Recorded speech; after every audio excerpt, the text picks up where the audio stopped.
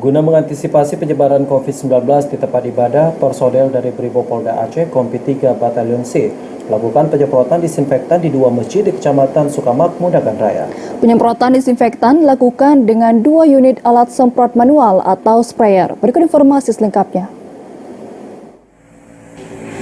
Meskipun Kabupaten Nagan Raya masih 0 kasus positif COVID-19, namun upaya pencegahan gencar dilakukan oleh berbagai pihak. Misalnya saja Brimob dari Kompi 3 Batalion C, Ujung Patihah, Nagan Raya.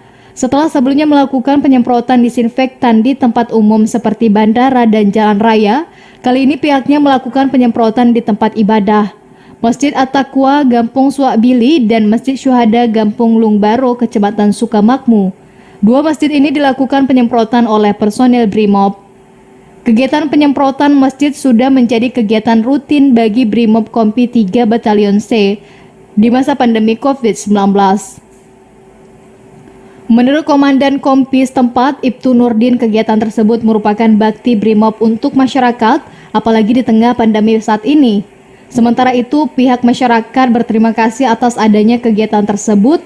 Menurut mereka, kegiatan seperti ini membantu pihak desa dalam mencegah penyebaran virus COVID-19.